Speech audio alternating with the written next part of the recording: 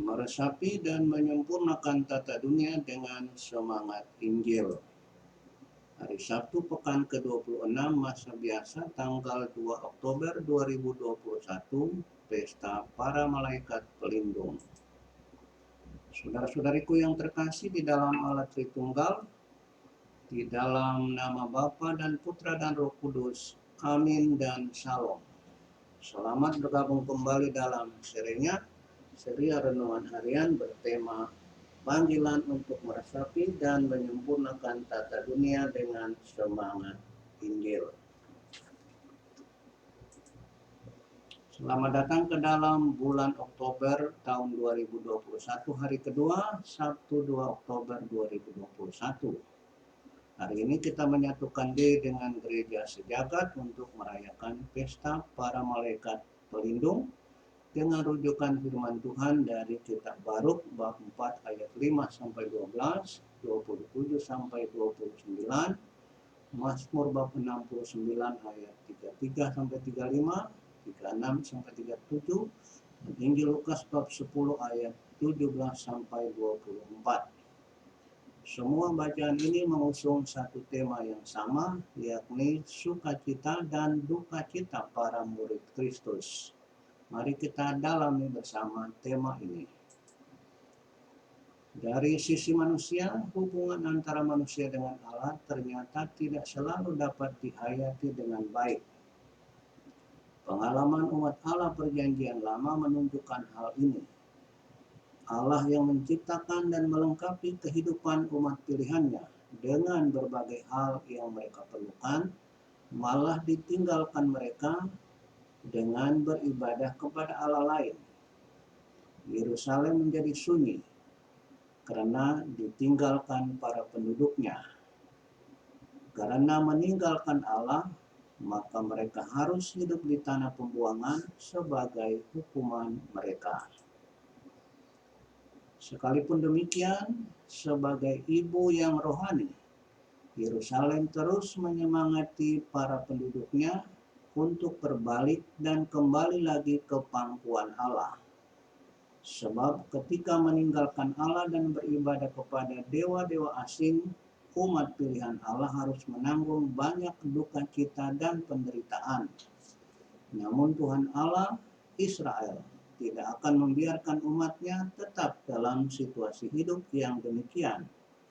Dia berjanji untuk memulihkan keadaan umatnya apabila mereka bertobat dan kembali kepadanya. Baruk bab 4 ayat 27 sampai 29. Pintu untuk kembali kepada Allah selalu terbuka dari sisi Allah. Sion akan dipulihkan dan orang-orang yang mencari Allah dengan rendah hati bersama orang-orang yang mencintai nama Allah akan mengalami pemulihan itu. Mereka akan menetap di Sion. Duka cita mereka akan diganti dengan sukacita ketika mereka melepaskan dewa-dewa lain dan kembali kepada Yahweh. Mazmur bab 69 ayat 33 sampai 35, 36 sampai 37. Di dalam Injil, tindakan pemulihan Allah itu kita temukan ketika Yesus mengutus 72 muridnya. Para murid itu diperlengkapi dengan berbagai tugas untuk mewartakan kerajaan Allah yang terwujud melalui salam dan damai sejahtera yang mereka hadirkan, termasuk juga kuasa penyembuhan atas orang-orang sakit dan pembebasan untuk orang-orang yang dibelenggu oleh roh-roh jahat. Mengalami bahwa kuasa-kuasa yang mereka terima dari Yesus membawa keselamatan dan pembebasan bagi orang-orang, ke-72 murid itu kembali dengan sukacita. Lukas bab 10 ayat 17. Namun Yesus mengoreksi mereka supaya mendasarkan sukacita dan kegembiraan mereka bukan pada kuasa-kuasa yang bekerja lewat mereka, tetapi bahwa mereka harus bergembira karena nama mereka ada terdaftar di surga. Lukas bab 10 ayat 20. Dengan demikian, bagi setiap pengikut Kristus akan terjadi duka cita dan penderitaan bila mereka berpaling kepada dewa-dewa lain.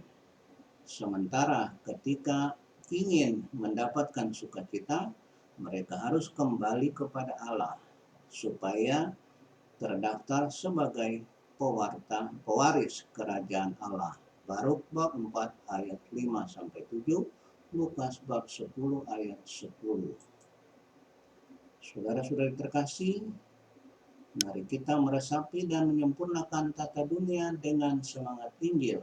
Dengan syarat kita harus memulainya bersama Yesus, harus tinggal bersama Yesus supaya dapat mengakhiri tugas itu dengan baik juga bersama Yesus.